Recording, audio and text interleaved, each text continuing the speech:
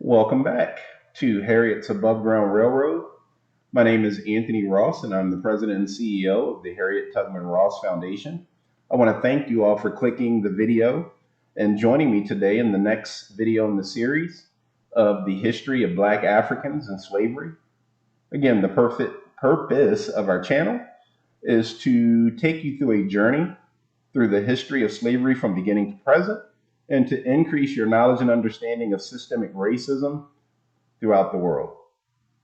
Also, I would encourage you to click the link below in the description, which will take you to the Harriet Tubman Ross Foundation. And if you are so inclined to get involved and help Harriet achieve her dream, I would encourage you to do so. So with that, we're going to jump into the next video in the series. And like I always want to do or try to do is to start the video off with some questions that I'm going to encourage you to attempt to answer. And hopefully by the end of this video series, you will be able to answer. The first question is, why was this group targeted to be enslaved worldwide, and why were they made to continue to suffer? Why did the rest of the world accept this behavior? Governments, rulers, and religions. Why do people realize, or why don't people realize, the present day effects on these people? So with that, we'll jump into the video. 1749, Georgia. Prohibitions on the importation of slaves are repealed in a law which also attempts to protect slaves from cruel treatment and from being hired out. 1750, Framingham, Massachusetts. Crispus Attucks, later to become one of the first heroes of the American Revolution, escapes from his master.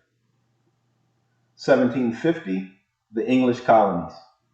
Slave population reaches 236,400, with over 206,000 of the total living south of Pennsylvania.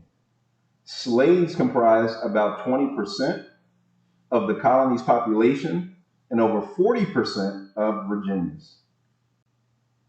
1752, Mount Vernon, Virginia. There are 18 slaves in Mount Vernon at the time George Washington acquires the estate there. Under Washington, the number grows to 200. Washington's record shows a concern for their physical welfare, but vacillation about their right to freedom and his willingness to dispense with their services. 1754, Philadelphia.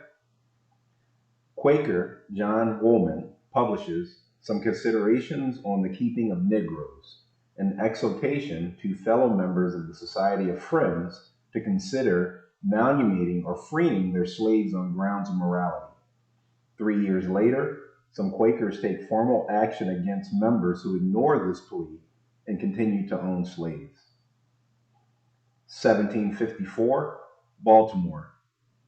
Benjamin Banneker, a 22-year-old free black, becomes the first person in the North American colonies to build a clock, though he has never before seen one.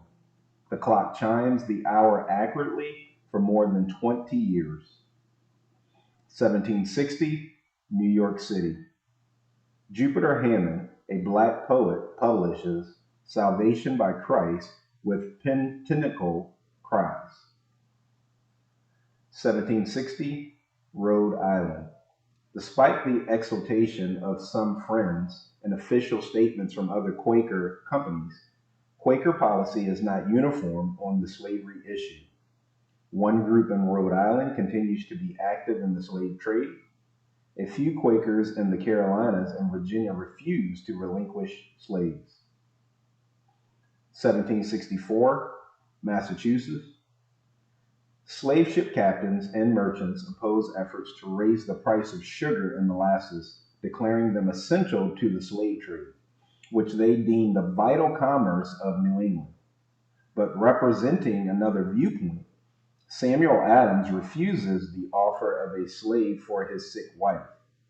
Though penniless, Adams insists the woman be freed before she enters his house. 1766, Virginia. George Washington orders that one of his slaves, Negro Tom, who had run away, be sold in the West Indies for molasses, rum, limes, tarmarin, sweetmeats, and good old spirits. 1767, Boston. Phyllis Wheatley, a 14-year-old slave to the wife of a prosperous Boston tailor, authors a poem by Phyllis, a Negro girl, on the death of Reverend Whitefield. It is printed in 1770 by the University of Cambridge in New England. She is soon hailed as a prodigy and feted in New England and London. 1769, Virginia.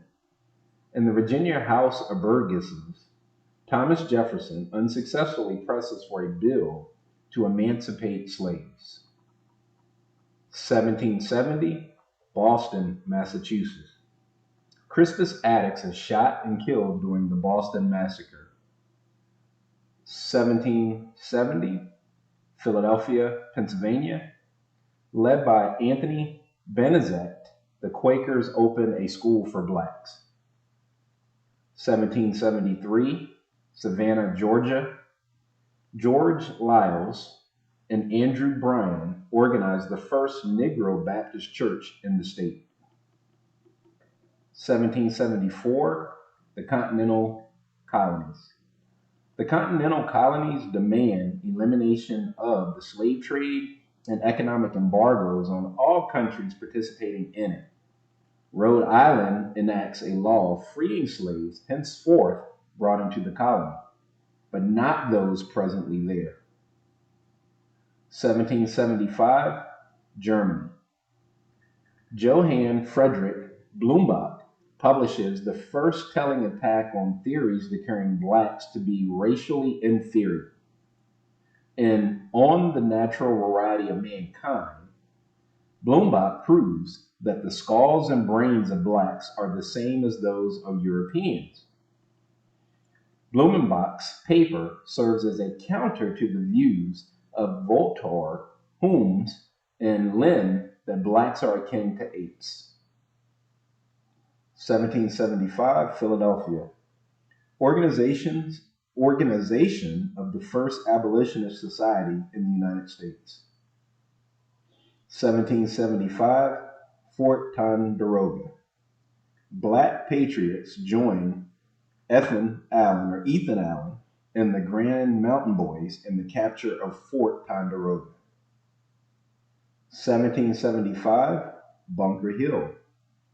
Peter Salem, Salem Poor, and others are among blacks to fight heroically at Bunker Hill. 1775, Philadelphia. The Continental Congress bars blacks from the American Revolutionary Army. 1775, Virginia.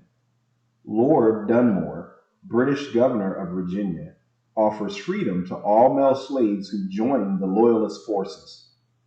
General George Washington, originally opposed to the enlistment of blacks, is alarmed by the response to the Dunmore Proclamation and orders recruiting officers to accept blacks for service. 1776, Philadelphia. Adoption of the amended form of the Declaration of Independence, which eliminates the Jefferson proposal denouncing slavery. 1776, the colonial colonies.